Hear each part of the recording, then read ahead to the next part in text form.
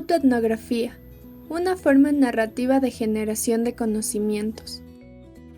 La autoetnografía es un método de investigación social que se caracteriza por enlazar la propia experiencia personal del etnógrafo con conceptos sociales, políticos y culturales. Este método encuentra sus antecedentes, al igual que la etnografía, en la antropología tradicional, positivista y de rasgos colonialistas, que hasta el final de la Segunda Guerra Mundial se preocupó principalmente por el estudio del otro. Si bien es cierto, la autoetnografía se deriva de la etnografía, pero cabe recalcar que estas no son iguales, ya que como lo hemos visto en exposiciones anteriores, la etnografía estudia de manera sistemática a las personas, sobre todo a través de la observación de sus prácticas culturales y sociales, mientras que la autoetnografía es de naturaleza subjetiva e individualista. Cabe mencionar que ante este tema, algunos autores tienen diferentes puntos de vista. Unos dicen que la rama de la autoetnografía es relativamente reciente de la etnografía y para otros es una modalidad nueva y diferente de la investigación cualitativa. El término autoetnografía empezó a utilizarse hacia finales de los años 70 del siglo XX y, con fuerza, desde la década de los 80. En 1982, David Ayano fue el primero en mencionar este término, refiriéndose a que la autoetnografía se aplicaba al estudio de un grupo social que el investigador consideraba como propio, ya fuera por su ubicación socioeconómica, la ocupación laboral o el desempeño de alguna actividad específica. Sin embargo, es hasta la década de los 90 donde Caroline Ellis y Arthur Bochner plantearon que esta vertiente explora el uso de la primera persona, en donde la autoetnografía amplía su concepción para dar cabida tanto a relatos personales y/o autobiográficos como a las experiencias del etnógrafo como investigador, ya sea de manera separada o combinada, situados en un contexto social y cultural.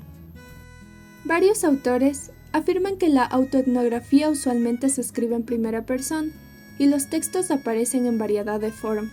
Por otra parte, Richardson menciona que las autoetnografías son altamente personalizadas, textos reveladores en los cuales los autores cuentan relatos sobre su propia experiencia vivida, relacionando lo personal con lo cultural.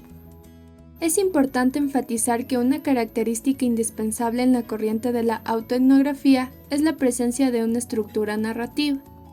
También es importante saber que una de las maneras más recomendables de aprender y ejercitarse en la práctica de la autoetnografía es formar parte de pequeños grupos de personas que se reúnen con frecuencia para compartir sus textos narrativos.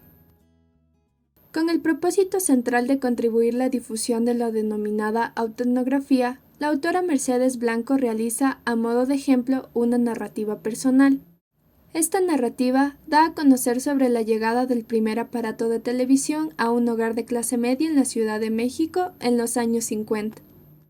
Para que tengan una guía de cómo realizar una autoetnografía, he desglosado los aspectos que toma la autora para exponer este tema. Como primer punto, realiza una breve contextualización sobre el fenómeno histórico que representó la introducción del servicio de televisión en la Ciudad de México en los años 50. Como segundo punto, cita autores que hacen mención a las características importantes que surgieron a raíz de la introducción del servicio de televisión en la Ciudad de México en aquel entonces. Como tercer punto, da a conocer una narrativa personal, tomando en cuenta aspectos que sucedieron en su hogar tras obtener por primera vez una televisión. Como cuarto punto, enfatiza los aspectos que surgieron tras la llegada de la televisión en las familias mexicanas. Como quinto y último punto, la autora termina esta autoetnografía diciendo: hasta la fecha, ver la tele por las noches es una de mis distracciones favoritas, y todavía hoy constituye una terapia de relajación. Para finalizar, se evidencia tanto en la teoría como en el ejemplo planteado que la autoetnografía es un género de escritura e investigación autobiográfico que siempre estará conectado con lo personal y lo cultural. Muchas gracias por su atención.